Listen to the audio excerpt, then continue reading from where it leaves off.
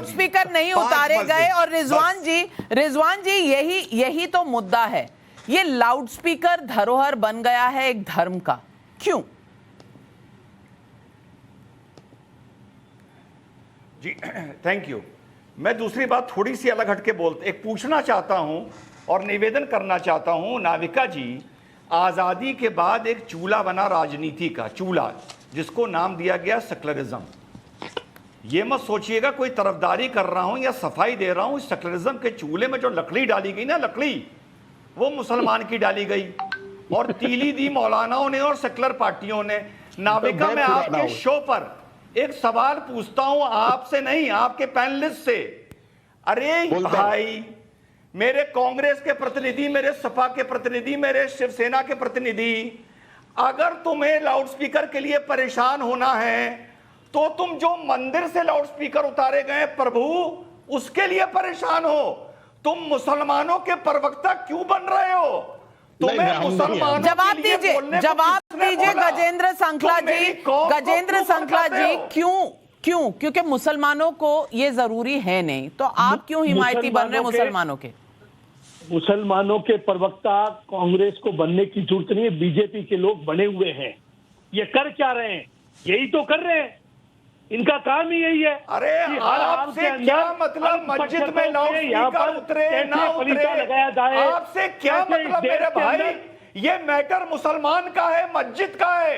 आप क्यों बीच में बोल रहे हैं? आप मुसलमान को क्यों भड़का रहे हैं? आप मंदिर से मतलब रखिए ना।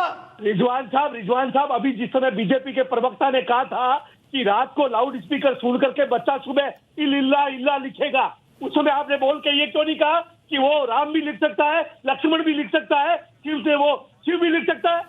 कौन कर रहा है?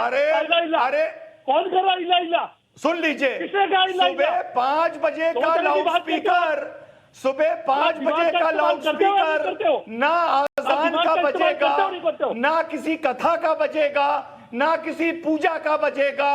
और अगर बजेगा तो बच्चा सुबह का एग्जाम के लिए नहीं पढ़ पाएगा। प्रवक्ता को कैसे नहीं कही कि आपने इल्ला इल्ला बोल तो रहा हूं भाई, आपने इल्ला इल्ला कैसे कहा? आपने चोरी का, अरे आप लोगों को आर्टिकल 25 से क्या मतलब? आप क्या मुसलमान हो?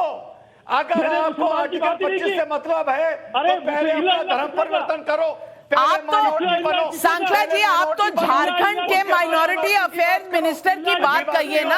आप सरकार में हैं उनके साथ, और वो कहते हैं कि अगर 20% को कोई भी तकलीफ पहुंचाओगे तो 80% जी नहीं पाएगा इस देश में। मैं पूछना चाहती हूं, क्या ये सही है? क्या ये आर्टिकल 25 के तहत है जो मंत्री कहते हैं आपके झारखंड की सरकार में? क्या ये सही है? क्या ये संविधान में लिखा हुआ है कि 20% जो है वो धमकियां देने लग जाए और ये एक मंत्री धमकी दे?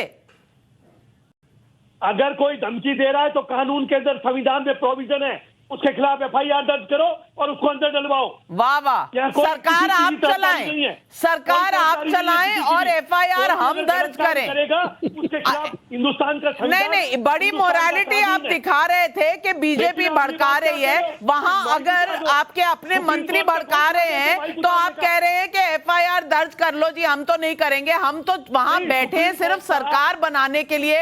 और यही भाषा इस्तेमाल की है जो कहा है राज ठाकरे जी ने। उन्होंने कहा है एक है योगी और बाकी है भोगी। तो आप सरकार बनाने का सुख भोगेंगे लेकिन आप अकाउंटेबिलिटी नहीं रखेंगे। आज फिर पब्लिक सवाल पूछ रही है।